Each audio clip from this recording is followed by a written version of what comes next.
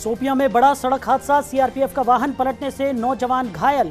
जवानों को इलाज के लिए अस्पताल में कराया गया भर्ती।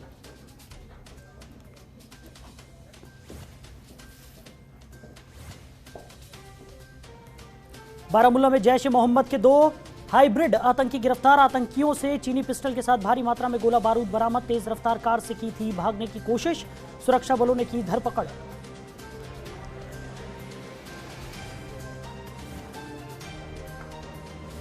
बारामूला सड़क दुर्घटना में सरपंच की मौत पर उपराज्यपाल मनोज सिन्हा ने जताया शोक। कहा, दुख की घड़ी में मेरी संवेदनाएं उनके परिवार के साथ। जिला प्रशासन को घायलों का हर संभव इलाज सुनिश्चित करने के दिए निर्देश।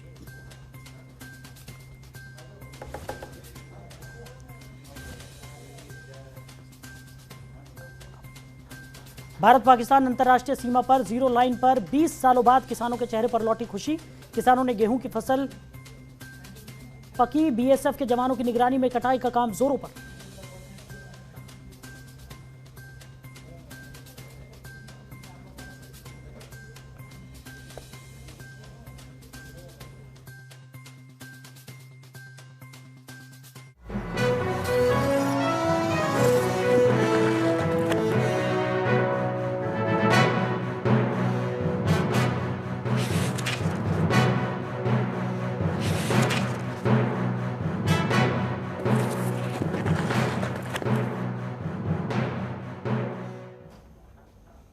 नमस्कार, जनतंत्र टीवी देख रहे हैं आप। मैं हूं आपके साथ साहिल धुलिया। बुलेटिन की शुरुआत करेंगे। दक्षिण कश्मीर के जिला सोपिया में बड़ा सड़क हादसा हुआ है।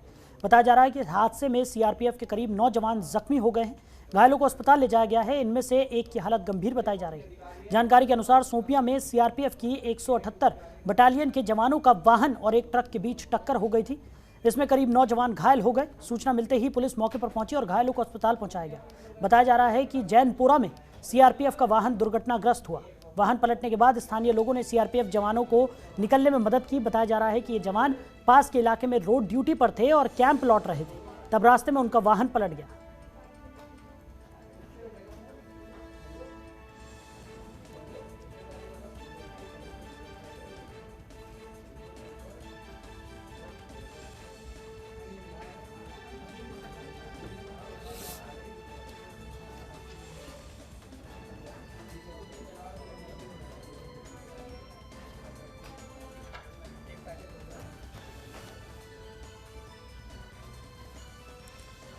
तो सीआरपीएफ के 9 जवान घायल हुए हैं। सोपिया में बड़ा सड़क हादसा हुआ, वाहन पलटने से ये जवान घायल हो गए।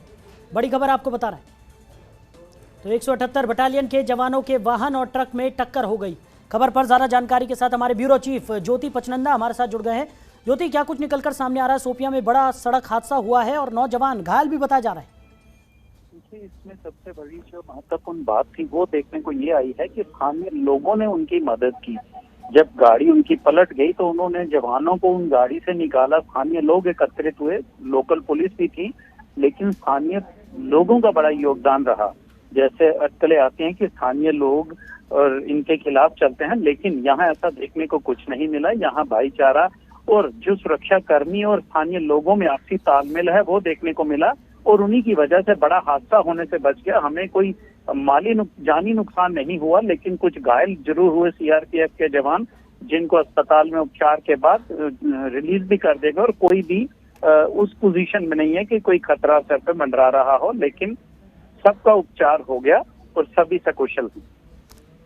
जी ज्योति, वहीं अगर बात की जाए जिस तरीके से ये भयानक टक्कर हुई थी, जिसके बाद जो जवान थे उनका वाहन यहाँ पर पलट गया, क्या कुछ निकलकर सामने आ रहा है? आखिर क्या वजह रही इस हादसे के पीछे? और उसके बाद जो टैंकर था जिसके साथ टक्कर हुई थी, क्या उसके चालक को यहाँ पर गिरफ्तार कर लिया गया है या क्या कुछ कार्रवाई की गई है पूरे मामले में? देखिए, शिनाख्ती के लिए, पूछताछ के लिए पुलिस ने दोनों से ही पूछताछ की है और जो अपोजिशन में थे, जो सीआरपीएफ की गाड़ी जिनसे टकराई थी, उनको जरूर हिरासत में लिया है, लेकिन अभी ऐसी कोई सख्त कार्रवाई नहीं की गई है। पूछताछ है, रीजनों की जांच होगी, उसके बाद ही कोई कार्रवाई होगी और उसका चालान पेश किया जाएगा। लेकिन अभी जरूर पुलिस की हिरासत में है। बड़ी बात यह है इसमें कि कोई भी इसमें किसी की बहुत जानी नुकसान नहीं हुआ है, घायल जरूर हुए हैं और स्थानीय लोगों का प्रेम भी जो उभर कर सामने, जो लोगों को परिचित नहीं था, वो भी देखने को मिला है जवानों के प्रति। जी ज्योति, वहीं बात की जाए घायलों की, तो घायलों की स्थिति की अगर हम बात करें, क्या स्थिति है इस वक्त? क्या खतरे से बाहर बताए जा रहे हैं या अभी भी कुछ जवानों की जो स्थिति है वो गंभीर बताई जा रही है? सभी खतरे से बाहर हैं, कोई भी ऐसी स्थिति नहीं है कि कोई जवान ज्यादा गंभीर रूप से घायल हुआ हो। लेकिन घायल और कईयों को छोड़ भी दिया गया है, रिलीज भी कर दिया गया हॉस्पिटल से, लेकिन एक दो हैं जिनका अभी उपचार चल रहा है, लेकिन खतरे की कोई भी बात नहीं है। चलिए ज्योति, आप बने रहिए हमारे साथ, आगे भी आपसे हम जानकारी लेंगे। वहीं बारामूला के पट्टन में सुरक्षा बलों ने 2 आतंकियों को पकड़ने में सफलता हासिल की है। सुरक्षा बलों की टीम ने आतंकियों के पास से हथियार भी बरामद किए हैं। दोनों आतंकी जैश ए मोहम्मद से जुड़े हुए बताए जा रहे हैं। जानकारी के अनुसार सुरक्षा बलों ने एक विशेष सूचना पर कार्य करते हुए बारामूला में कई जगहों पर नाके लगाए हुए थे। इस दौरान तेज रफ्तार में टवेरा वाहन को संदिग्ध तरीके से घूमते देखा गया। सुरक्षा बलों की टीम ने जब वाहन चालक को रुकने का इशारा किया तो वाहन को रोककर 2 व्यक्ति, चालक और सहचालक, वाहन से कूद गए और पास के एक बाग की ओर भाग गए। टीम ने दोनों का पीछा कर उन्हें पकड़ लिया। दोनों आतंकियों की पहचान मोहम्मद आकिब मीर उर्फ कियान मीर उर्फ रकीब मीर और दानिश अहद दार के तौर पर हुई है। दोनों सोपोर के रहने वाले बताए जा रहे हैं और टीम को उनके पास से 2 चीनी पिस्तौल, 2 पिस्तौल मैगजीन, 10 राउंड गोला बारूद, 2 चीनी ग्रेनेड सहित आपत्तिजनक सामग्री भी बरामद हुई है। पुलिस को जांच में पता चला है कि दोनों जैश ए मोहम्मद के हाइब्रिड मॉड्यूल से ताल्लुक रखते हैं और अल्पसंख्यक व बाहरी लोगों को निशाना बनाना चाहते थे।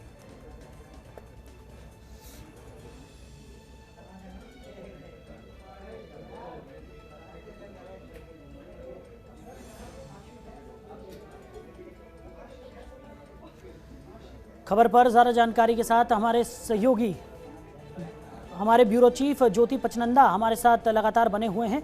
ज्योति, क्या कुछ निकलकर सामने आ रहा है? सुरक्षा बलों की टीम ने आतंकियों के पास से हथियार भी बरामद किए हैं और 2 आतंकियों की गिरफ्तारी भी बताई जा रही है।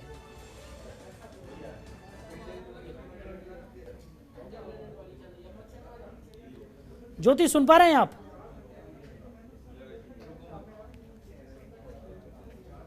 तो ज्योति से हमारा संपर्क यहां पर टूट गया, उनसे दोबारा जुड़ने की हम कोशिश करेंगे। बड़ी खबर आपको बता रहे हैं, जैश ए मोहम्मद के 2 आतंकियों को गिरफ्तार किया गया है। आतंकियों के पास से 2 चीनी पिस्तौल और गोला बारूद भी बरामद किया गया है। बारामूला से बड़ी खबर, जैश ए मोहम्मद के 2 हाइब्रिड आतंकी गिरफ्तार कर लिए गए। तो सुरक्षा बलों की टीम ने आतंकियों के पास से हथियार बरामद किए हैं। आतंकियों के पास से 2 चीनी पिस्तौल और गोला बारूद भी बरामद किया गया है। तो एक बड़ी सफलता सुरक्षा बलों को मिलती हुई नजर आ रही है।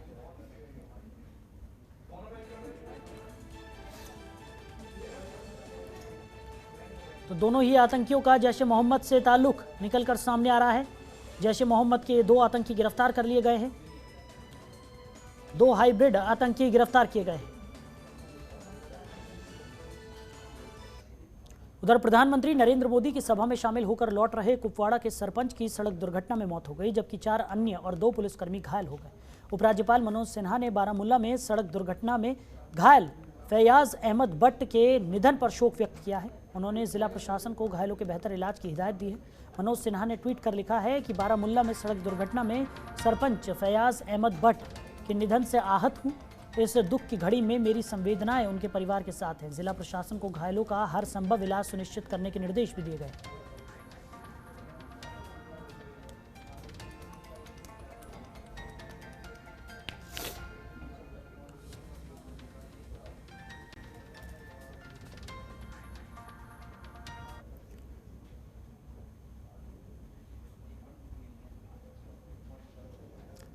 वहीं जम्मू और कश्मीर रियासत के अंतिम शासक महाराजा हरि सिंह की आज 57वीं पुण्यतिथि मनाई जा रही है। उपराज्यपाल मनोज सिन्हा ने ट्वीट कर उनके बलिदान को याद किया है और उन्हें श्रद्धांजलि अर्पित की। मनोज सिन्हा ने ट्वीट कर लिखा है कि महाराजा हरि सिंह जी को उनकी पुण्यतिथि पर मेरी भावभीनी श्रद्धांजलि। स्वतंत्रता आंदोलन, कल्याण के प्रति प्रतिबद्धता, लोगों की भलाई, सतत विकास और सामाजिक समानता और प्रगतिशील सुधारों में उनका योगदान हमेशा आने वाली पीढ़ियों के लिए मार्गदर्शक रहेगा।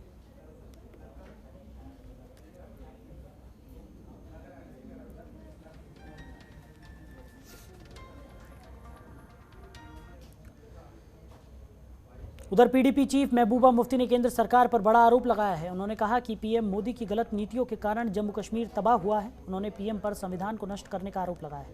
महबूबा मुफ्ती ने कहा कि बीजेपी सरकार रोज यहां पर नए कानून लागू करती है और वो चाहती है कि यहां के लोग घुटनों के बल चलें। उन्होंने उम्मीद जताई कि सुप्रीम कोर्ट 370 को हटाए जाने पर रोक लगाएगा और उन्हें इस पर पूरा विश्वास है। अनंतनाग जिले के कनिलवा इलाके में एक पार्टी कार्यकर्ता के घर शोक सभा के लिए आई महबूबा मुफ्ती ने यह आरोप लगाए।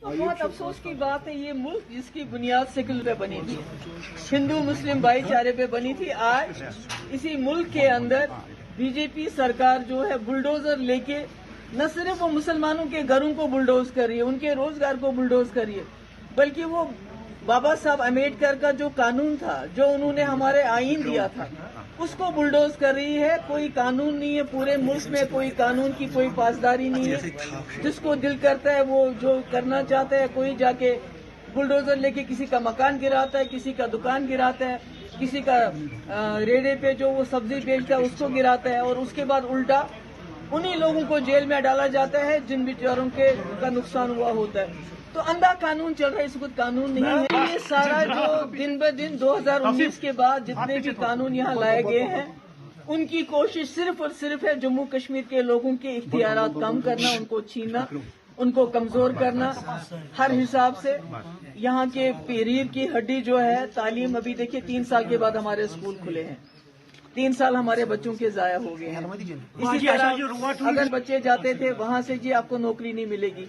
ये सिर्फ कोशिश की जा रही है कि जम्मू कश्मीर के लोगों को ज्यादा से ज्यादा बेइख्तियार बनाया जाए और यहाँ लोगों को घुटनों के बल लाया जाए, मगर ऐसा होता नहीं। ये जम्मू कश्मीर के लोग जो हैं ये एक जिंदा दिल कौम है, इतने सालों से ये स्ट्रगल कर रहे हैं अपनी इज्जत और अपने नफ्स के लिए। ये डंडा शंडा जरा देर चलने वाला है। उधर जम्मू कश्मीर के पूर्व उप मुख्यमंत्री कविंदर गुप्ता ने कहा कि पाकिस्तान से जिसने MBBS की डिग्री की है वो यहाँ मान्य नहीं होगी। उन्होंने कहा कि यहाँ से लोग पाकिस्तान जाते हैं पढ़ाई के लिए, लेकिन वहाँ से कोई और ही डिग्री लेकर आ जाते हैं। ऐसे छात्र भारत विरोधी गतिविधियों में शामिल हो जाते हैं। उन्होंने कहा कि ये पहली की सरकारें नहीं हैं, ये भारतीय जनता पार्टी की सरकार है, ठोस कदम उठाने की क्षमता रखती है। उन्होंने ये भी कहा जिनको भारत में रहना है उनको भारत को अपनी माँ मानना होगा।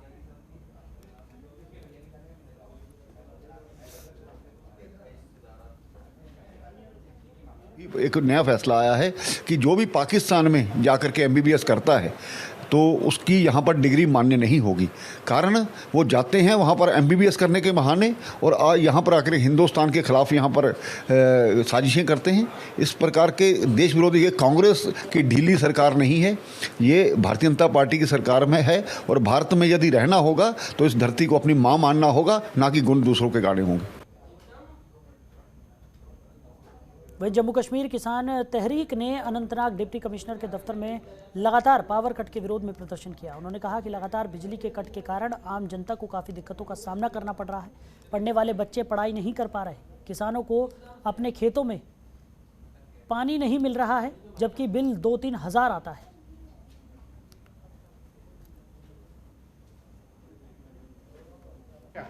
बिजली प्रत जरूरी, हत वह वरियो पे बिजली गई तैयार, मगर सैन बच्चे वनकस अनकटस मज पढ़ान क्या पढ़न तम, स्कूल बंद, ये बिजली सामने क्या पढ़ेंगे वो हमारे बच्चे, उनका मुस्तकबिल खराब हो रहा है। हमारे स्टेट की बिजली बाहर बेची जाती है और फिर उनसे वापस ली जाती है ज्यादा पैसे देकर। ये हमारे जुल्म है। हम गरीब किसान है, हमारी जमीन भी खराब होगी, इरिगेशन नहीं हो, जब बिजली नहीं हो अनगढ़ राज, ये अनगढ़ राज। उधर जम्मू कश्मीर में बिजली कटौती को लेकर हर तरफ त्राही त्राही मची हुई है। विद्यार्थियों से लेकर राजनीतिक पार्टियां और किसान तक इससे प्रभावित हो रहे हैं। बिजली कटौती के खिलाफ बॉर्डर किसान यूनियन ने रामगढ़ में भारी प्रदर्शन किया और तहसीलदार को ज्ञापन भी सौंपा। उनके अनुसार अगर उनके खेतों में पानी ही नहीं जाएगा तो खेती कैसे करेंगे। उन्होंने कहा कि वो लगातार बिजली के बिलों का भुगतान करते हैं और किसी का भी बकाया नहीं है, लेकिन इंडस्ट्रीज़ के सरकार करोड़ों रुपये माफ़ कर देती है और खामियाजा उन्हें भुगतना पड़ रहा है। वो देशभक्त लोग हैं और देश के लिए कुछ भी कर सकते हैं, लेकिन एक ज़मींदार को बिजली ही नहीं मिलेगी तो ज़मींदारी वो कैसे करेगा। तो यूनियन ने वहाँ बिजली विभाग के खिलाफ नारे लगाए और भारत माता की जय भी कहते हुए प्रदर्शन किया।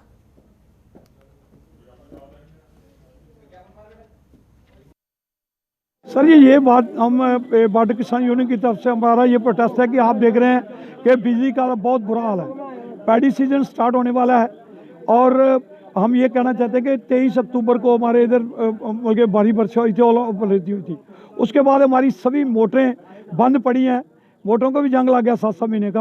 हमारे बिल लगातार आ रहे हैं, लेकिन जो बिजली का महकमा आप देख रहे हैं कि बिजली बहुत दिनों से अनशेड्यूल कट है, हमें बताया नहीं जा रहा भाई कितने बजे बिजली आएगी या कितने बजे नहीं बिजली आएगी, और ज़रूरत से ज़्यादा कट है। एक बार तो हमारी आज की ये थी।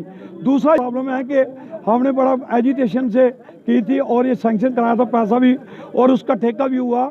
जो थिकनेस है इसको बढ़ाने के लिए, क्योंकि जो पहली जो हमारी तार थी डॉग, वो हमारा जो लोड नहीं उठा रही थी। हमारे जो रामगढ़ और रंगूर जो हमारे स्टेशन है, उसमें ये प्रॉब्लम ये है कि अभी हमने ये किया कि उनको कहा भी लगा दो, तो वो उन्होंने एक ठेका दिया था कि जो ट्रांसलेट रेल जो लाइटिंग जो कॉरपोरेशन उनको मिला था।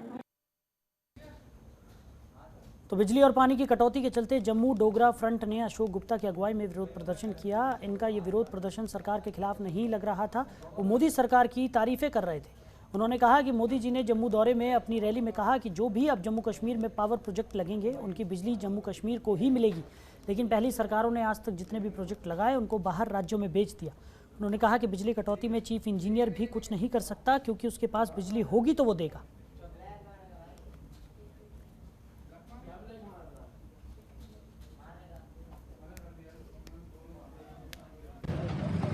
बिजली पानी की बड़ी दुर्दशा है। शहर के अंदर 12 घंटे का कट है और गांव के अंदर 16 घंटे का कट है। अपरंपार बिजली कट है और इतनी बुरी हालत है कि मैं इसको बताने का प्रयास नहीं करना चाहता।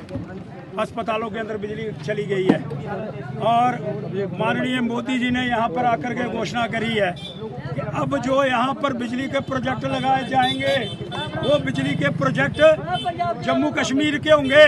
पहली बार हुआ ऐसा कि वो प्रोजेक्ट का संबंध जम्मू कश्मीर से होगा।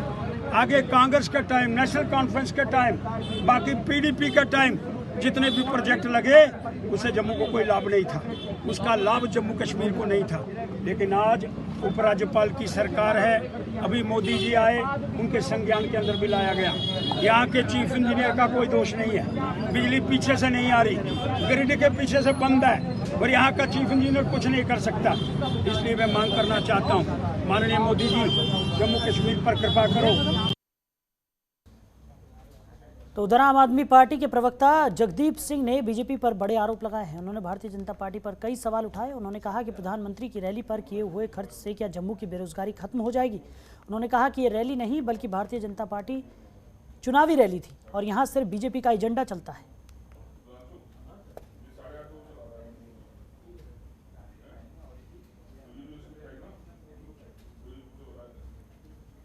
संवाददाता सम्मेलन खास तौर से माननीय प्रधानमंत्री श्री नरेंद्र मोदी जी की 2 दिन पहले हो चुकी रैली को लेकर था, जिस पर आम आदमी पार्टी ने जो अपनी सियासी शुरुआत के पहले दिन से आम आदमी की अगुवाई का दम भरती है।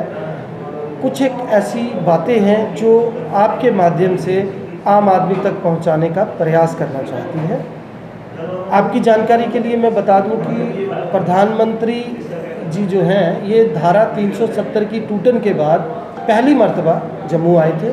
लोगों को बड़ी अपेक्षाएं थी, ख़ास तौर से वो तमाम समाज के वर्ग जो परेशान हैं, हलकान हैं, जिनकी लंबित मांगें जो हैं वो पूरी नहीं हुई हैं, उन्हें बड़ी उम्मीदें थी, उनको बड़ी अपेक्षाएं थी पीएम साहब से।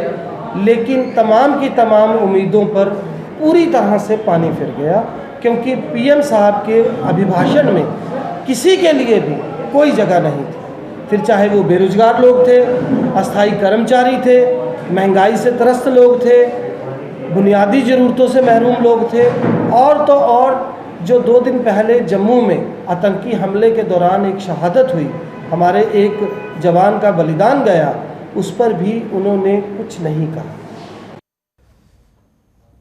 तो जम्मू कश्मीर, जहां से मजहब के नाम पर मारकाट और धार्मिक उन्माद की तस्वीरें सामने आती हैं, आज यहां से हिंदू मुस्लिम एकता की एक ऐसी तस्वीर सामने आई है जिसने धर्म की दीवार खड़े करने वालों पर करारा तमाचा जड़ा है। ये रिपोर्ट देखिए।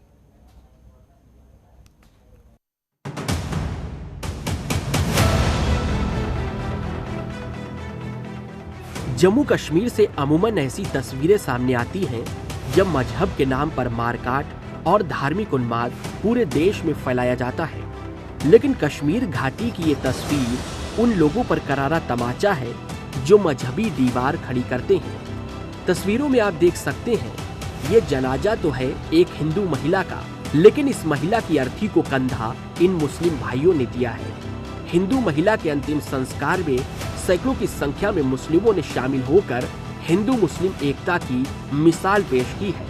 मुस्लिमों की तरफ से महिला का अंतिम संस्कार किया गया है। बताया जा रहा है कि जम्मू कश्मीर में 90 के दशक के दौरान जब पंडितों ने घाटी छोड़ी, तब इस महिला रीता ने फैसला किया था कि वो अपने मुस्लिम भाइयों के साथ ही रहेगी। गरीब और विधवा होने के कारण उसके मुस्लिम पड़ोसियों ने महिला के लिए घर बनवाने में मदद की, जहां वो अपनी 2 बेटियों के साथ रहने लगी और फिर उसकी शादी भी करवा दी गई। वो लंबे अरसे से गांदरबल में रह रही थी। महिला अपने बेटे और बहू के साथ यहाँ रहती थी, जिनकी हाल ही में शादी हुई थी। रह रही है, इसके बच्चे तो छोटे थे, दूध पी रहे थे, वो बड़े हो गए, तो यहाँ उनकी शादी हुई। शादी में ये एक माइनॉरिटी फैमिली खुद थी, बाकी सब यहाँ के लोकल जो मेजॉरिटी ऑफ द पीपल जो मुस्लिम है, यहाँ मुस्लिम कम्युनिटी है, उन्होंने बढ़ चढ़ के इनकी जब कोई खुशी थी, कोई गमी थी, उसमें बढ़ चढ़ के हिस्सा लिया। मुझे नहीं लगता पूरी वैली में इतनी लंबी तो एक कहानी चली है भाईचारे की, आपसी ब्रदरहुड की, कहीं और पे होगी। तो आप इस वक्त खुद समाज जो इस वक्त ये बयान कर रहा है कि इनके साथ यहाँ के लोकल लोगों का ताल्लुक कितना था, वो कितना इसको प्यार देते थे।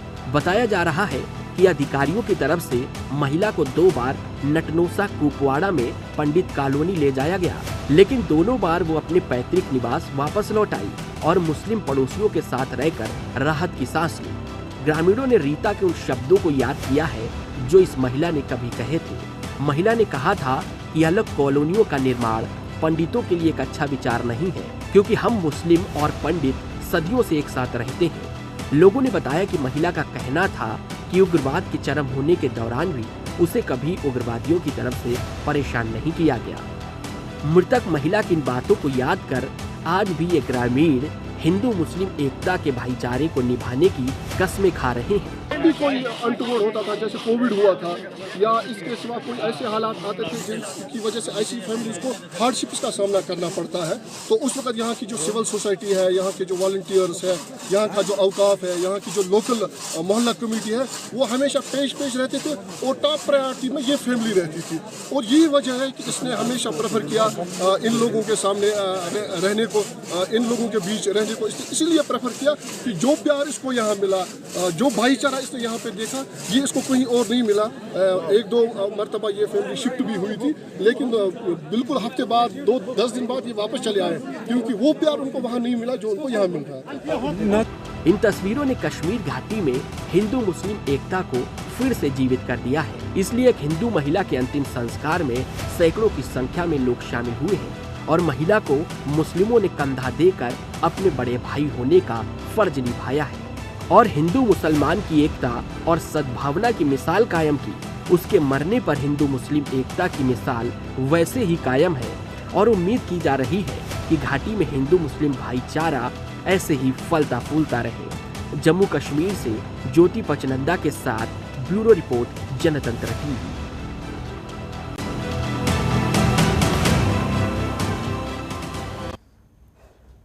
तो भारत पाकिस्तान अंतर्राष्ट्रीय सीमा पर जीरो लाइन पर आज 20 सालों के बाद किसानों के चेहरे पर खुशी लौटी है।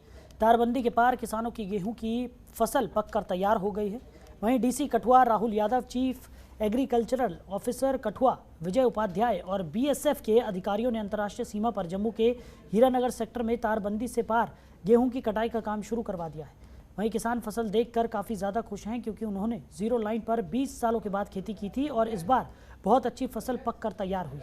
बीएसएफ के जवानों की निगरानी में कटाई का काम जोरों पर है। जिला प्रशासन ने गेहूं की कटाई के लिए कंबाइन को लगाया गया है और वहीं बीएसएफ द्वारा किसानों को पूरी सुरक्षा भी दी जा रही है ताकि पाकिस्तान कोई भी नापाक हरकत न कर सके। किसानों ने जिला प्रशासन कठुआ और बीएसएफ को धन्यवाद दिया है और कहा कि बीएसएफ के जवान भी कंधे से कंधा मिलाकर किसानों का सहयोग कर रहे हैं और जिला प्रशासन ने पूरी मदद की है तारबंदी के पार खेती करवाने के लिए। देखिएगा, हमारे कठुआ डिस्ट्रिक्ट में हमारा जो फेंस के पार जो फेंस और जीरो लाइन के बीच में हमारी काफ़ी ज़मीन थी, जो कि पिछले तकरीबन 20 साल से जहाँ पर कोई भी खेती नहीं हो पाई थी। लास्ट ईयर पहली बार एक प्रयास किया गया था, जिसमें BSF की मदद से हमारा एग्रीकल्चर डिपार्टमेंट ने एक खेती की थी यहाँ पर, लेकिन वो एक लिमिटेड एरिया में थी और उसका इतना अच्छा प्रोडक्शन भी नहीं आया था। लेकिन फिर इस साल जो है हमारा किसान भाइयों ने, उनको हमने मोटिवेट किया और हमारे जो चांदवा के जो इस गांव के जो इस एरिया के जो लोग हैं, उन्होंने आगे बढ़कर वो आए और उसको गवर्नमेंट की तरफ से सब्सिडी भी, हमारा जो नेशनल फूड सिक्योरिटी मिशन है उसके तहत, और उसी के साथ साथ जो मैकेनाइज्ड मशीनरी है एग्रीकल्चर डिपार्टमेंट की तरफ से, वो भी प्रोवाइड की गई। और हमारे किसान भाइयों ने बहुत ने जो है बहादुरी दिखाते हुए फिर से अपनी फसल को कल्टीवेट करने का, अपने खेतों को जो है फिर से कल्टीवेट करने का एक फैसला किया। और इसमें BSF और एग्रीकल्चर डिपार्टमेंट की तरफ से हमें बहुत सहयोग मिला। BSF ने लोगों को जो है उनकी सुरक्षा के साथ साथ उनको पूरा तरीके से भरोसा दिलाया। फिलहाल इस बुलेटिन में मेरे साथ इतना ही। आप बने रहिए और देखते रहिए जनतंत्र टीवी। नमस्कार।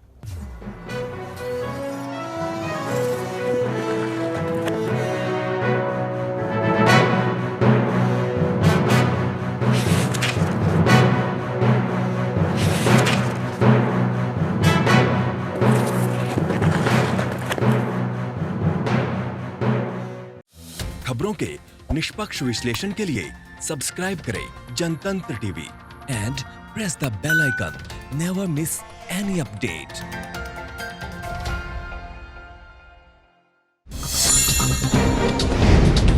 डाउनलोड कीजिए जनतंत्र टीवी ऐप को, जो कि अवेलेबल है गूगल प्ले और ऐप स्टोर पर।